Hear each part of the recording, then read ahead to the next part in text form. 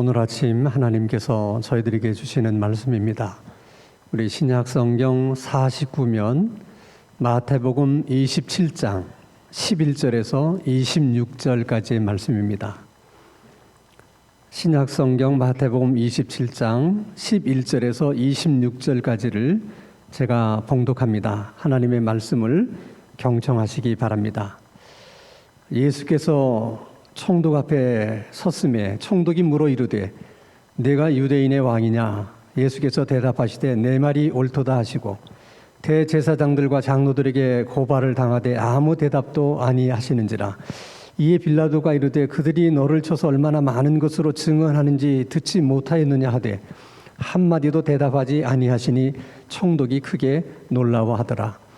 명절이 되면 총독이 무리의 청원대로 죄수 한 사람을 놓아주는 전례가 있더니 그때에 바라바라 하는 유명한 죄수가 있는데 그들이 모였을 때 빌라도가 물어 이르되 너희는 내가 누구를 너희에게 놓아주기를 원하느냐? 바라바냐 그리스도라 하는 예수냐 하니 이는 그가 그들의 시기로 예수를 넘겨준 줄을 알미더라. 총독이 재판석에 앉았을 때에 그의 아내가 사람을 보내어 이르되 저 옳은 사람에게 아무 상관도 하지 마옵소서. 오늘 꿈에 내가 그 사람으로 인하여 애를 많이 태웠나이다 하더라. 대제사장들과 장로들이 무리를 권하여 바라바를 달라 하게 하고 예수를 죽이자 하게 하였더니 총독이 대답하여 이르되 둘 중에 누구를 너희에게 놓아주기를 원하느냐? 이르되 바라바로소이다. 빌라도가 이르되 그러면 그리스도라 하는 예수를 내가 어떻게 하랴? 그들이 다 이르되 십자가에 못 박혀야 하겠나이다. 빌라도가 이르되 어찌미냐? 무슨 악한 일을 하였느냐? 그들이 더욱 소리질러 이르되 십자가에 못 박혀야 하겠나이다 하는지라. 빌라도가 아무 성과도 없이 도리어 밀란이 나려는 것을 보고 물을 가져다가 무리 앞에서 손을 씻으며 이르되 이 사람의 피에 대하여 나는 무죄하니 너희가 당하라. 백성이 다 대답하여 이르되 그 피를 우리와 우리 자손에게 돌릴지어다 하거늘. 이에 바라바는 그들에게 놓아주고 예수는 채찍질하고 십자가에 못 박히게 넘겨주니라. 아멘. 아담과 이브가 하나님께 범죄한 이후 인간이 하나님 앞에 지은 가장 큰 죄는 예수님을 십자가에 못 박은 일입니다. 어떻게 피조물인 인간이 하나님의 아들을 십자가에 못 박아 죽일 수가 있는 것입니까? 인간이 하나님 앞에서 이보다 더 크고 무서운 죄가 어디 있겠습니까? 그렇다면 도대체 누가 그 예수를 죽였는가? 또 그 예수를 죽인 사람들은 무슨 이유로 예수를 죽였는가? 많이 궁금합니다. 오늘 본문의 말씀은 바로 그 질문에 대해서 말씀하시는 하나님의 말씀이십니다.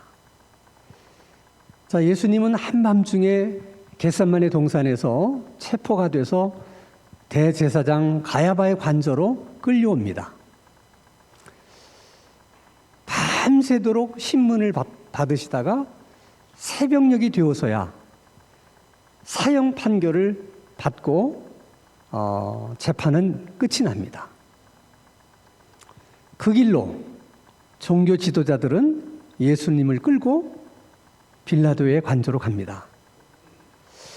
사실 어떻게 생각해 보면 예수님의 재판의 문제는 시간을 다툴 만큼 위급한 문제도 아니고 그 정도로 심각한 문제도 아닙니다. 그런데 아직 관공서들이 문도 열기 전에 그 새벽 시간에 사람들이 우르르 빌라도의 관저로 몰려갔다는 것은 그건 굉장히 무례한 행동이에요. 종교 지도자들도 그것을 몰랐을 리가 없을 것입니다. 그럼에도 불구하고 그들이 그렇게 할 수밖에 없었던 것은 그들은 예수를 하루라도 빨리, 아니 1시간이라도 빨리 처리하고 싶은 거예요. 그만큼 예수의 문제가 그들에게는 항상 큰 부담으로 여겨졌던 것입니다.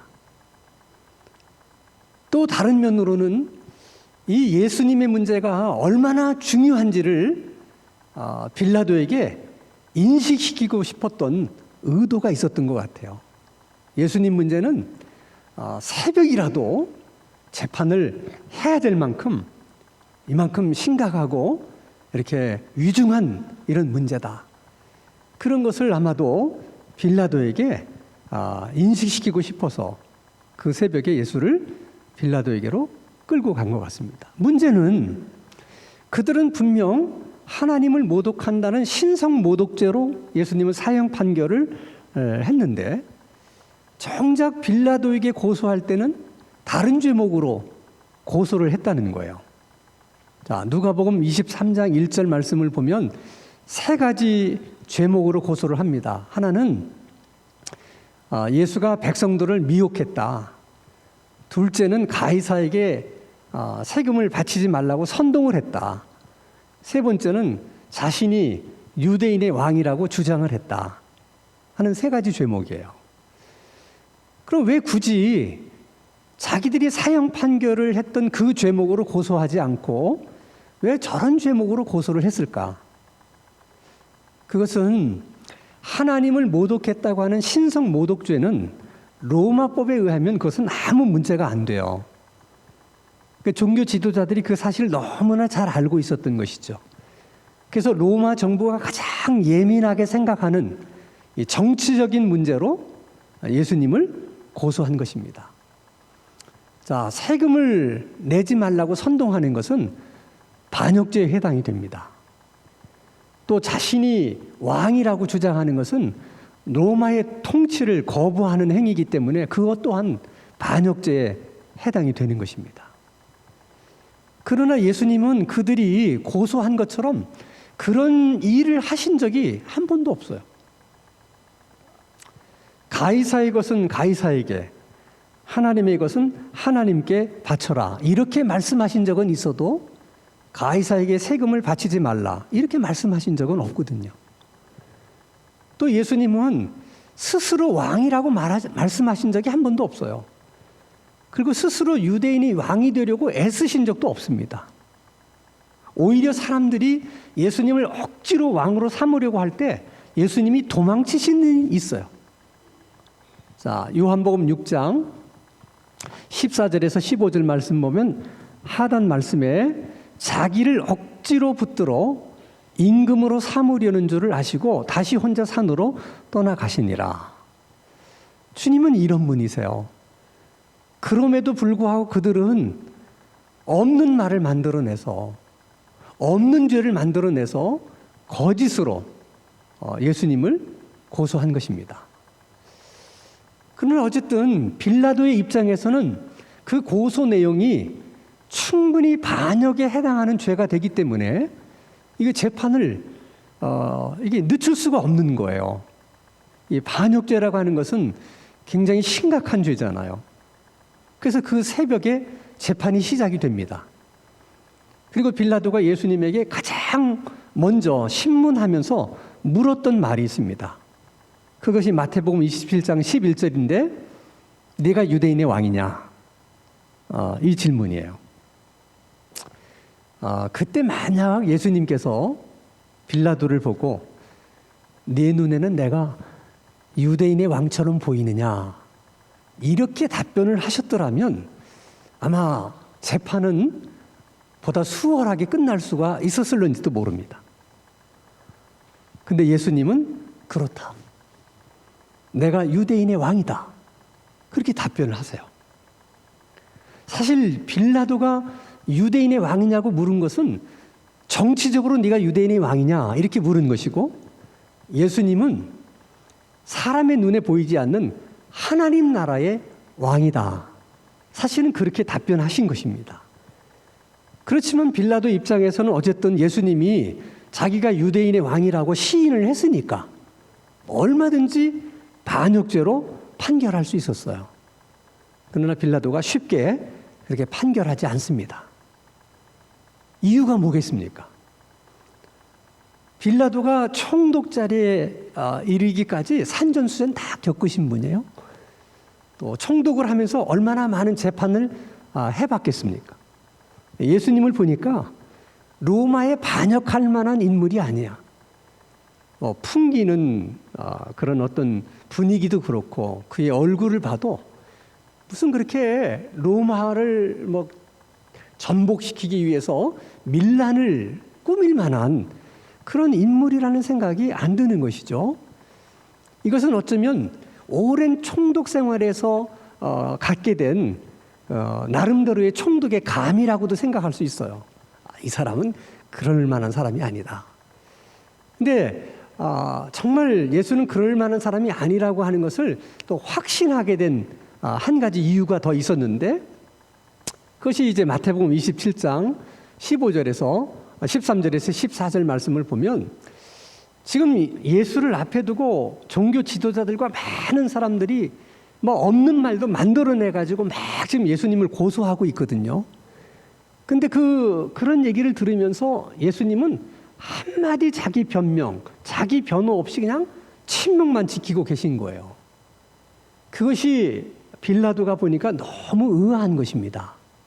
왜냐하면 자기가 지금까지 많은 재판을 해봤지만 예수님처럼 이렇게 하는 사람은 거의 없거든요. 일반적으로는 억울합니다. 제가 누명을 쓴 겁니다. 다 이건 오해입니다. 이렇게 자기 변명을 하잖아요. 계속해서. 근데 이렇게 자기 변명이나 자기 변호를 하지 않고 가만히 있으면 결국 스스로 자기의 죄를 시인하고 인정하는 것과 같은 것이기 때문에 절대로 죄수들은 가만히 있질 않아요. 계속해서 자기 변명하는데 예수님은 아무 말씀도 안 하시는 거예요. 그때 빌라도가 어떤 생각이 들었겠습니까? 자기가 보니까 예수는 아무 문제도 없는데 이런 사람을 재판해달라고 꼭두 새벽에 몰려온 이 종교 지도자들의 의도가 도대체 뭘까? 그 자체도 미심쩍은데 또 언제 유대인들이 자기 동족을 죽여달라고 이방인에게 고소를 하거나 요청한 적이 있냐는 거예요. 그런 데는 절대 없는 거예요.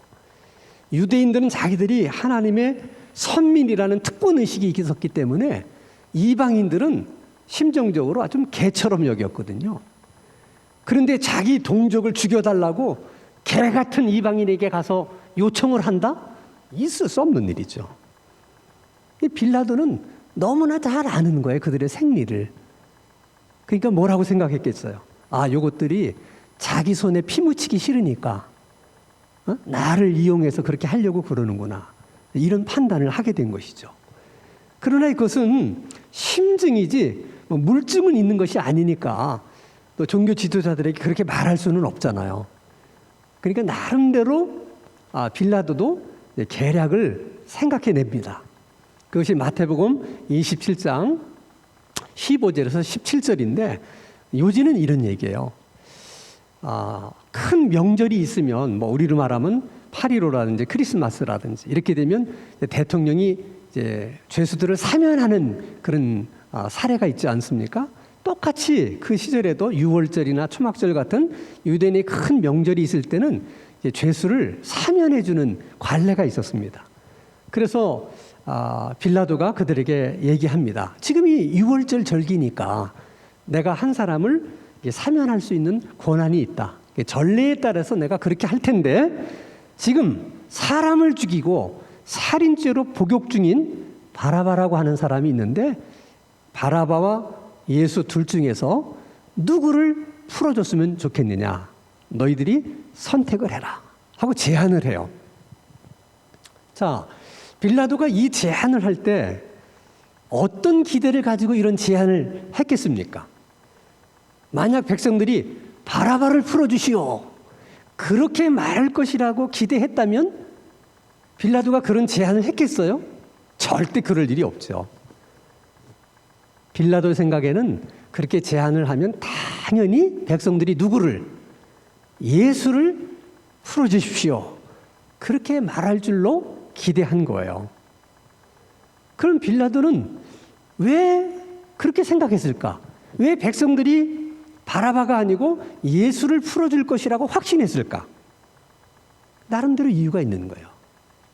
자, 총독으로 부임을 하면 여러 가지 해야 될 업무들이 있는데 그 중에서도 가장 중요한 업무는 백성들의 동태를 살피는 거예요. 어디서 어떤 문제가 터질지 모르니까. 그러니까 정보 수집을 하는 거죠, 계속. 자, 그때 예수님은 유대 사회에서 화제의 인물이에요. 그러니까 예수님에 대한 정보도 많이 수집을 했을 거예요.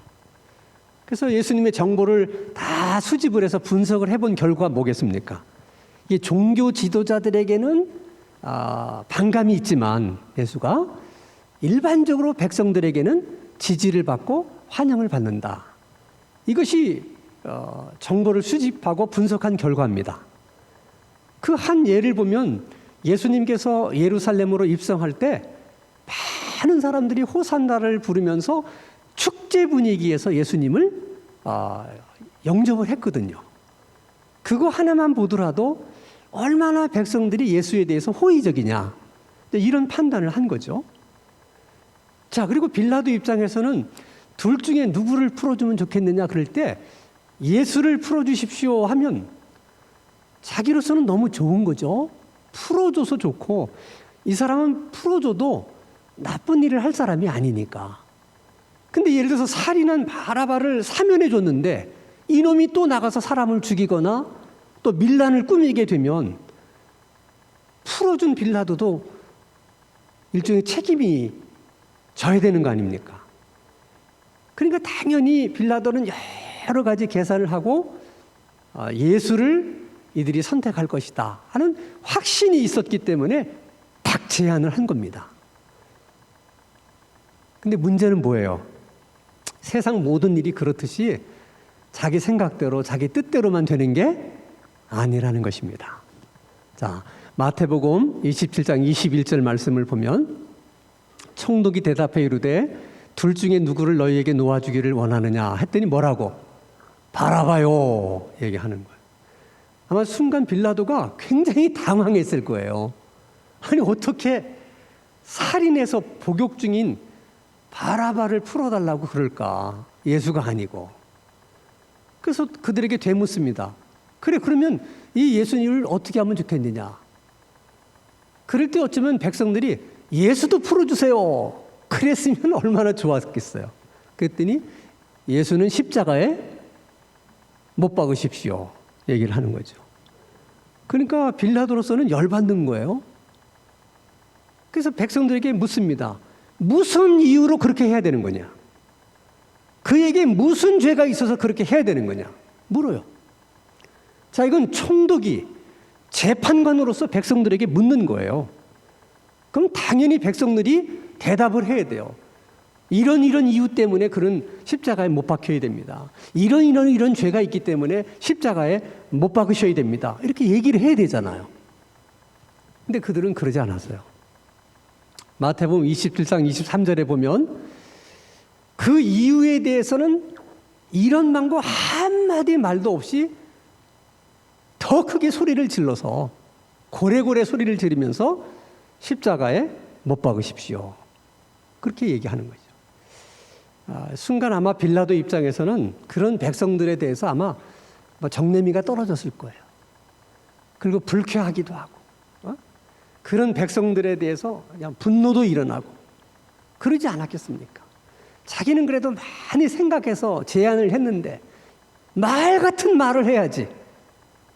그러니까 빌라도가 사람을 시켜서 대야에 물을 떠오게 합니다. 자, 그리고 마태복음 27장 24절에 손을 씻어요. 이 손을 씻는다고 하는 것은 불쾌감을 표현하는 어떤 극적인 일종의 바디랭귀지예요. 그러면서 말합니다. 이 사람의 피에 대해서 나는 무죄하다. 나는 아무 잘못이 없다. 훗날 이 사람이 죄가 없다고 밝혀지는 날 그 책임은 너희들이 다 져야 된다. 그랬더니 그 유다 백성들이 이렇게 대답을 합니다.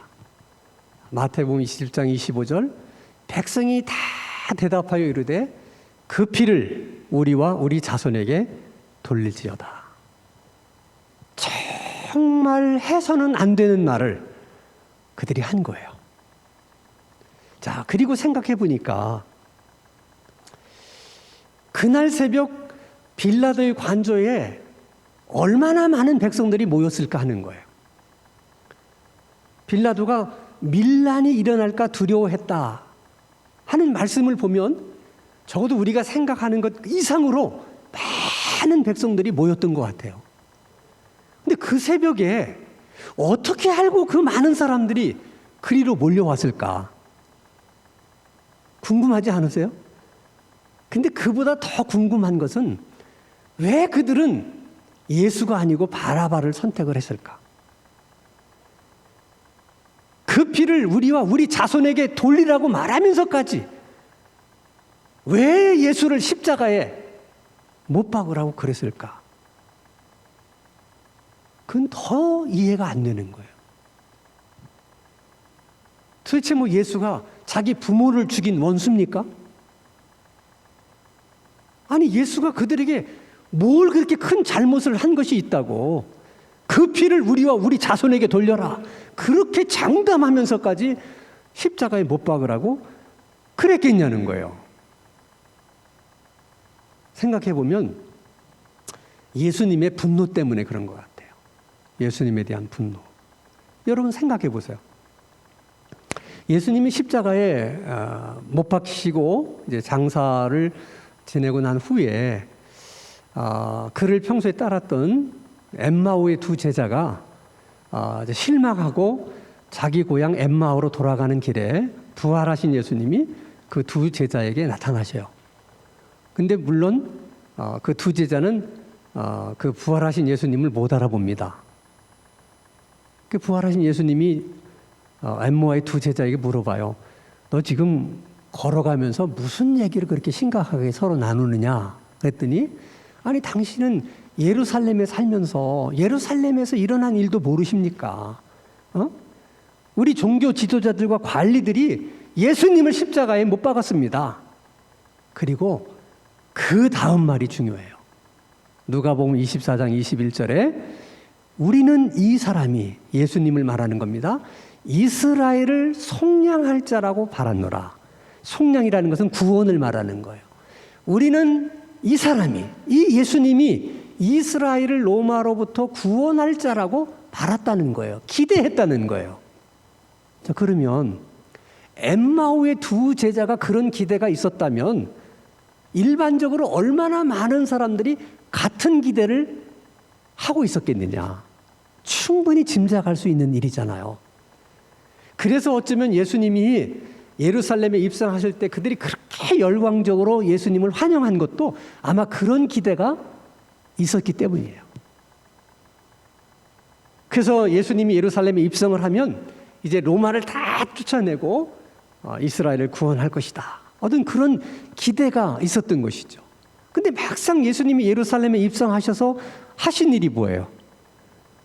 로마를 쫓아낸 것이 아니라 성전에서 돈 바꾸는 사람, 비둘기 파는 사람, 이런 사람들만 다 내쫓으신 거예요. 그러면 쫓겨날 사람 가운데 1순위가 누구야? 빌라도야. 근데 지금 보니까 예수가 그 빌라도 앞에서 죄인의 모습으로 재판을 받고 있는 거예요. 그러니 그런 기대를 가지고 있던 이스라엘 백성들이 볼 때는 얼마나 실망스러웠겠어요. 그 예수님이. 그 백성들의 입장에서 생각해 보면 전혀 이해를 하지 못하는 건 아니죠. 자, 그런데 분명한 것은 이제 누가 예수님을 죽였는가가 분명해졌어요. 당시의 종교 지도자들과 그리고 당시 유다 백성들과 그리고 빌라도가 예수님을 죽인 거예요. 그럼 도대체 그들이 왜 예수님을 죽였을까? 여러 가지 이유가 있겠지만 가장 큰 이유 중에 하나가 자신의 기득권 때문에 그런 거예요. 이스라엘은 신정국가거든요. 신정국가에서는 왕 다음으로 중요한 인물이 종교 지도자들이에요. 그렇기 때문에 종교 지도자들이 가지고 누릴 수 있는 특혜가 너무 많았어요. 그렇게 살았는데 예수님이 등장하면서부터 자기들의 기득권이 흔들린다는 걸 느낀 거예요. 이 두려운 거야. 그 기득권을 잃어버리게 될까 봐. 그래서 어떻게 하든지 우리 기득권을 지키려면 저 예수를 제거해야 된다. 이런 생각을 하게 된 겁니다. 예수는 제거해야 된다. 이 생각을 하는 순간부터 그들에게 있어서 예수는 제거해야 될 대상이지 그 이상도 그 이하도 아니에요. 그래서 없는 죄도 만들어내서 거짓으로 고소를 해서라도 예수를 죽이려고 했던 거예요. 그 면에서는 빌라도도 마찬가지예요. 빌라도는 예수님이 무죄라는 걸 확신했어요. 근데 밀란이 일어나게 되면 책임은 자기가 져야 되는데 그러다 보면 자기가 총독의 자리에서 해임될 가능성도 있다고 생각한 것이죠. 그래서 그 총독 자리를 계속 유지하고 싶어서 죄가 없는 줄 알면서도 십자가에 못 박으라는 판결을 내린 거예요. 그러면 백성들의 분노는, 여러분, 백성들의 분노는 그들이 잘못된 기대 때문에 생긴 거예요. 누가 그런 기대를 가지라고 요구하거나 또 그런 주장을 한 사람이 누가 있습니까? 자기들 스스로가 그런 기대를 했는데 그런 잘못된 기대도 따지고 보면 그들의 무지와 그들의 욕심, 자기들이 그렇게 했으면 좋겠다고 하는 그런 바람 때문에 가진 기대거든요. 그러면 잘못된 기대 때문에 생긴 일에 대해서는 사실 자기들이 책임을 져야 되는데 그 책임을 몽땅 예수님에게 지운 거예요. 참 안타까운 일이죠. 자, 우리가 은삼십에 예수를 팔았던 가룟 유다 이야기를 할 때도 참 아쉬움이 있다. 예수님을 3번씩 모른다고 부인하는 베드로의 이야기를 우리가 서로 나누면서도 그때도 참 아쉬움이 있다. 그런 것처럼 종교 지도자들과 백성들과 그리고 빌라도에 대해서도 많은 아쉬움이 있어요. 만약 그 종교 지도자들이 자신들의 그 자리가 하나님이 자기들에게 주신 선물이라고 생각하고 은혜라고 생각하고 기득권을 조금만 내려놓을 생각만 했더라면 그들은 적어도 백성들보다는 예수님을 훨씬 더 잘 알 수 있고 또 이해할 수 있는 그런 위치에 있었던 사람들이거든요. 그래서 예수님을 더 깊이 알게 되고 또 예수님에 대해서 더 많은 것을 알게 돼서 그래서 백성들을 그렇게 인도하고 지도했더라면 이스라엘 역사가 많이 달라졌을 거예요. 그런 아쉬움이 남는 거예요. 빌라도도 마찬가지예요. 빌라도도 그냥 무죄라고 확신이 들었을 때 그냥 그 마음 그대로 바라바냐 예수냐 제한할 것도 없이 그냥 자기 소신껏 재판을 했더라면 사도신경에 본디오 빌라도에게 고난을 받으사 이런 문장은 사도신경에 들어가지 않을 수 있지 않았겠나. 그런 아쉬움이 많이 남는 거죠.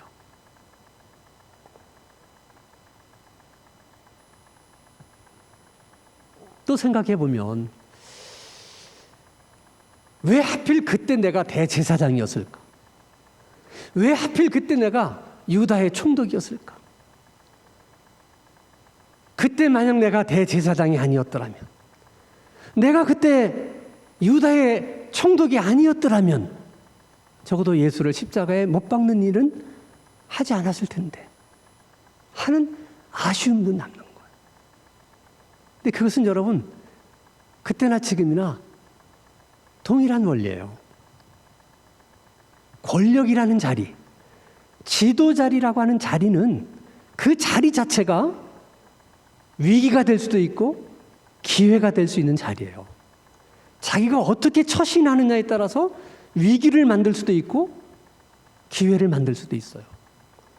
자기가 어떻게 하느냐에 따라서 주님께 영광을 돌릴 수도 있고 주님을 십자가에 못 박을 수도 있는 거예요. 그래서 여러분, 주님이 우리에게 주시지 않는 자리는 가지려고 해서도 안 되고 탐해서도 안 돼요. 그리고 하나님이 주신 자리라면 그 자리를 내가 지키려고 그렇게 두려워하거나 염려할 필요가 없습니다. 또 혹시 내가 그 자리에서 내려온다 할지라도 내가 그 자리를 빼앗겼다고 생각하지 말고 그동안 그 자리에 앉아 있을 수 있었다는 것만으로도 하나님 앞에 감사하면서 욥처럼 주신 이도 하나님이시요 거두시는 이도 하나님이시니 하나님의 이름이 영광을 받기를 원합니다. 그런 고백이 우리들에게 있어야 돼요.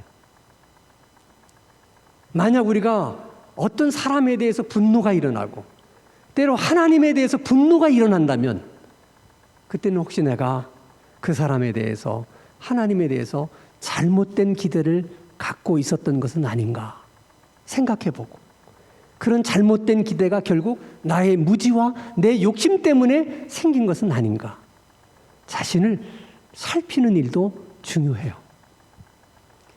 성경의 이 모든 이야기는 남의 이야기가 아닙니다. 은 30에 예수를 팔았던 가룟 유다 우리 안에 있어요.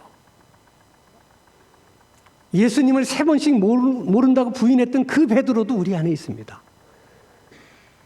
예수님을 십자가에 못 박았던 종교 지도자 빌라도 그 백성들도 다 우리 마음 가운데 있어요. 우리는 절대 가룟 유다처럼 그렇게 행하지 않을 것이다. 베드로처럼 종교 지도자들처럼 백성들처럼 그렇게 하지 않을 것이다. 장담할 수 있는 사람이 누가 있겠습니까? 그래서 기도가 필요한 거예요. 항상 겸손한 마음으로 하나님 앞에 나가서 기도하면서 하나님의 자비를 구하고 끊임없이 하나님의 긍휼을 구하고 하나님의 도움을 구하며 그렇게 사는 신앙생활이 되어야 하는 것입니다. 정말 우리가 그렇게 신앙생활을 할 수 있도록 이 아침에 하나님께서 말씀을 듣는 우리 모두에게 그런 은혜를 허락해 주시기를 주님의 이름으로 축원합니다. 거룩하신 아버지 하나님, 선줄로 생각하는 자는 넘어질까 조심하라는 주님의 말씀을 항상 마음판에 새기고 끊임없이 하나님의 자비를 구하고 하나님의 긍휼을 구하고 하나님의 도움을 구하며 사는 겸손한 신앙생활, 겸손한 신앙인들이 다 될 수 있도록 은혜를 베풀어 주시옵소서. 예수 그리스도 이름으로 기도하옵나이다. 아멘.